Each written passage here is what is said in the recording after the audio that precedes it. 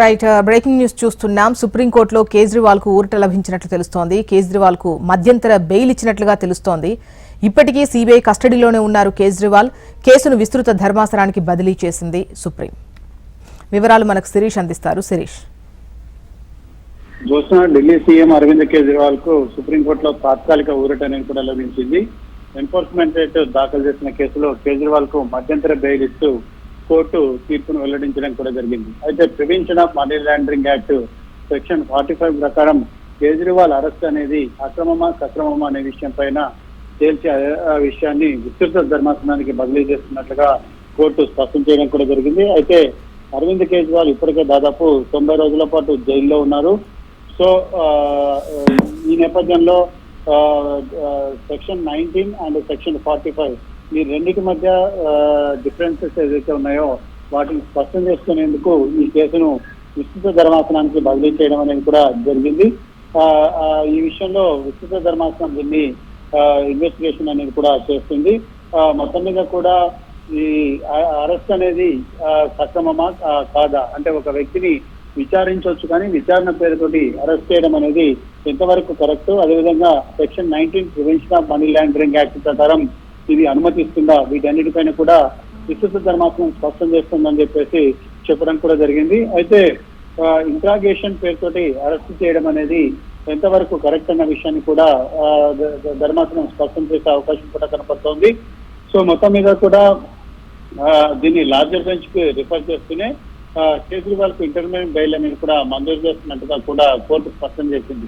అయితే ఇప్పటికే ఆయన సిబిఐ కేసులో కూడా సిబిఐ కస్టడీలో కూడా ఉన్నారు కాబట్టి, సిబిఐ కస్టడీలో భాగంగా తిహార్ జైల్లో ఉన్నారు కాబట్టి కేజ్రీవాల్ కు ప్రస్తుతానికి అయితే ఊరట లభించే అవకాశాలు ఏంటి కూడా లేవు. ఎందుకంటే ఆయనకు ఈడీ కేసులో మధ్యంతర బెయిల్ అనేది కూడా వచ్చినప్పటికీ సిబిఐ కేసులో మాత్రం ఇంకా ఊరట లభించలేదు కాబట్టి ఆయన జైల్లోనే ఉండే అవకాశాలు ఏంటి కూడా ఉన్నాయి. సో దానికి సంబంధించి కూడా బెయిల్ పిటిషన్లను దాఖలు చేసే అవకాశం కూడా ఉంది. కానీ ఈడీ అరెస్ట్ చేసే దాదాపు 90 రోజులు కావస్తుంది కాబట్టి 90 రోజులు తర్వాత ఛార్జ్ షీట్ అనేది కూడా దాఖలు చేశారు కాబట్టి దీన్ని దృష్టిలో ఉంచుకొని ఇంటర్వ్యూ బెయిల్ అనేది ఇస్తున్నట్టుగా కూడా. Insofar as his arrest under Enforcement Directorate is concerned, by Enforcement Directorate is concerned, it has been directed that he should be immediately released. Now that obviously in normal circumstances would have meant that he would be released from jail immediately. However, after the trial court had granted, the vacation bench of the trial court had granted him bail, the CBI had also arrested him. Therefore, he's also been arrested by CBI in a separate, although connected case, but that's technically a separate case. Mr. Kejriwal has initiated proceedings against that also, that is pending and coming before High Court on 17th. So depending on the outcome of the CBI case, his actual release from jail will depend on that. But insofar as ED is concerned, he is no more required to be in custody as per the Supreme Court order in the ED matter. Now, and insofar as Hindi, Mr. Vivek Jain. देखिए, supreme court में हमारी याचिका के अंदर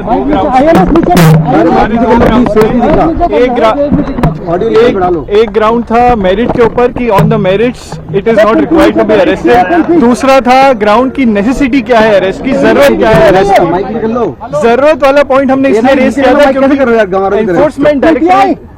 enforcement directorate के पास evidence बहुत पहले से थे, इसलिए हमने एक क्वेश्चन रेज किया था कि नेसेसिटी ऑफ अरेस्ट की जरूरत कहां से आ गई जब आपके पास एविडेंस बहुत पहले से थे. सुप्रीम कोर्ट ने हमारी याचिका पे ये क्वेश्चन कंसीडर किया है कि हाँ, necessity of arrest should have been considered. IO को कंसीडर करना चाहिए था कि जरूरत है या नहीं है अरेस्ट करने की, और इसी पॉइंट के ऊपर सुप्रीम कोर्ट ने नेसेसिटी ऑफ अरेस्ट के ऊपर की जरूरत थी या नहीं थी, आईओ ने अपनी जो उनका डिस्कशन है सही तरीके से एक्सरसाइज किया है या नहीं किया है, ये सोचते हुए कि जरूरत है या नहीं है, इस क्वेश्चन को उन्होंने लार्जर बेंच के ऊपर रेफर कर दिया है. लार्जर बेंच इसके पैरामीटर्स निकालेगी कि भाई नेसेसिटी ऑफ अरेस्ट का क्या मतलब है और आईओ को क्या क्या सोच के और जरूरत है अरेस्ट की या नहीं है, इसके ऊपर देखकर ही अरेस्ट करना है.